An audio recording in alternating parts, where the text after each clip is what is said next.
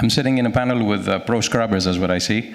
So I will try as a mere broker to just pinpoint facts and to show a few findings that we have found of the scrubber economics. First of all, we're having a big discussion about greenhouse gases emission of shipping in general. If you have a look here at the blue piece of the pie, transportation in general attributes 14% of the global house emissions.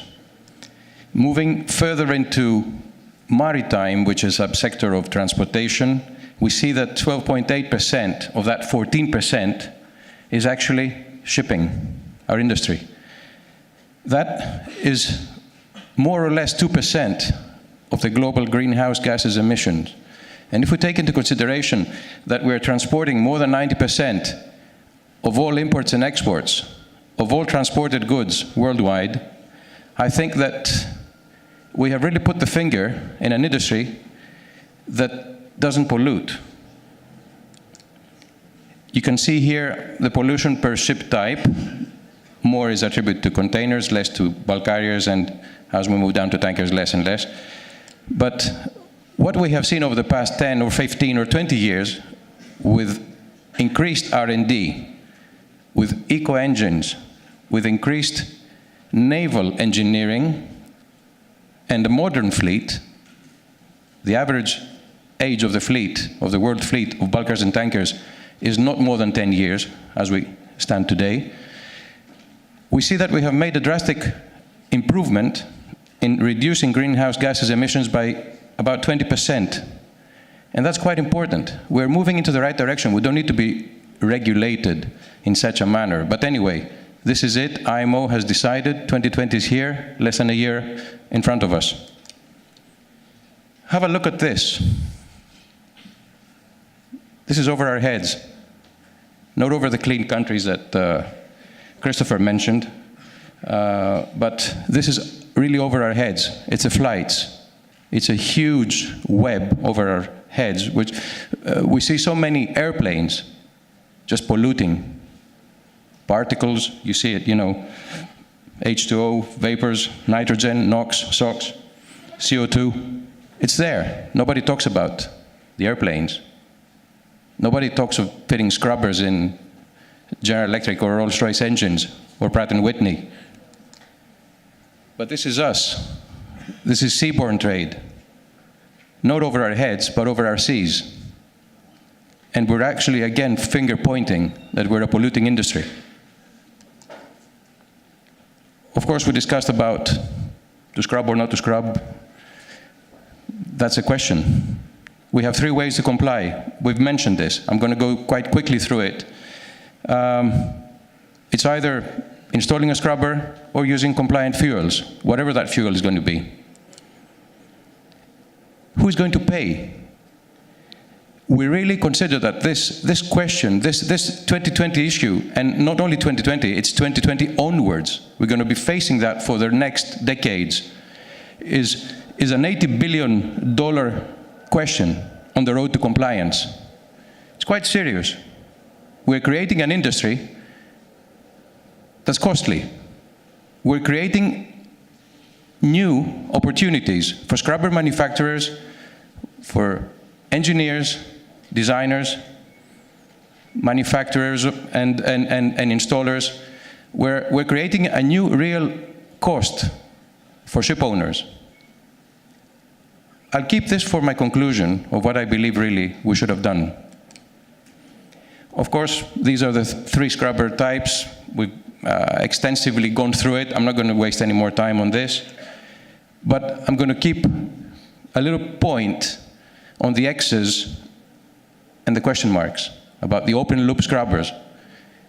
In September, China declared a ban on open loop. 1 week later, they withdrew the ban. 3 months later, they banned it again. As you rightly mentioned, we're banning something which is not in force yet. That's quite crazy.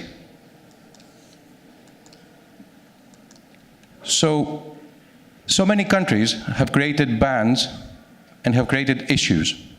Are they right? Are they wrong? Nobody knows. I'm happy that I saw at least 2 studies that show that open-loop discharges are not hazardous, or at least not proven yet to be hazardous.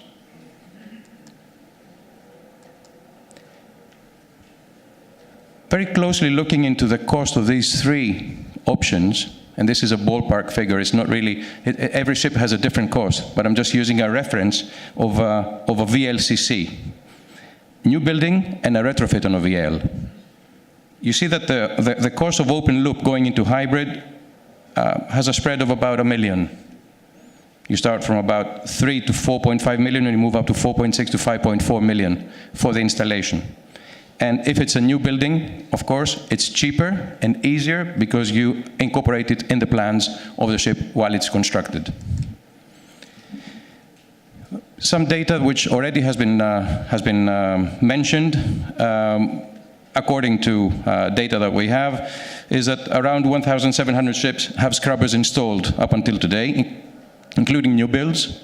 And the estimate that by 2020, 1st of January, we will be having around 2,500 ships. Some estimate around 3,000 ships. These are all guesstimates for me. What I really would like to point here is that an estimate of Goldman Sachs, again, guesstimate, I would say, guesstimate, says that there is not more than 125 ships that can install scrubbers per month. I don't know if this is correct. I don't know if anybody from the audience can really verify this number. I don't believe that anybody can verify this number. Again, we're guessing. What I see is that with this 125, if we use it as a benchmark, how many ships can we install scrubbers in a year? Not more than 1,500 ships. Do you know how many ships are in the world fleet? About 60,000 ships. With consumption, which is worth installing a scrubber, probably you have half of these, or not even half. I would say 1/3 of these ships. So you're talking of a fleet of 20,000 ships that can be possible scrubber candidates. If you install 1,500 per annum, you need more than 10 years to cover the whole fleet. And the ships become older and lose value. And maybe the scrubber is not worth installing in a ship with a low value. But anyway, this is another question. I'm moving into the fuel and the delta. Delta is the question, meaning delta the difference. Today, the IFO 380 versus the ultra-low sulfur fuel oil has a delta of $150 per ton. And you can see how the trend line, the green line on the bottom, has actually decreased in a year and a half. So from around $200, it's going down to $150 today. Similar here with the low sulfur marine gas oil. The delta is around 175. 3 months ago, it was about 210, 220. This delta is going to determine whether a scrubber has a quick or a low or a no payback period. The dilemma is, of course, have a look at this. We take all the sizes of the bulkers. We start from the smaller one, the handy size, and we move into the Cape size.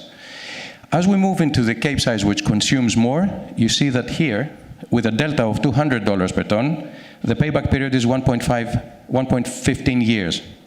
Where, if the same delta becomes 105, the payback period is doubled, 2.3 years. And if the delta is $350 per ton, then you have a payback period in less than a year. The same applies with tankers. You'll probably be receiving these slides so you can study them carefully.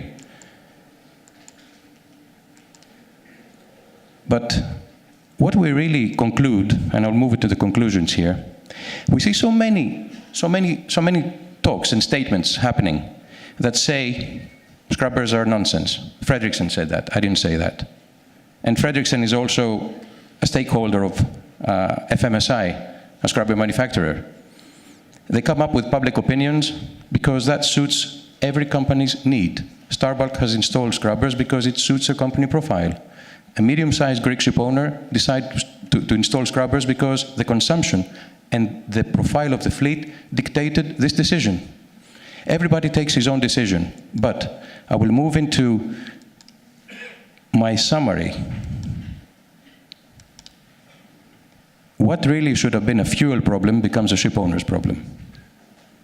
This is what I strongly believe. We should have imposed the refineries to produce a compliant fuel of ISO 8217 in adequate quantities, and instead of that, they impose the burden on the ship owner to modify his ship. There are so many unknowns.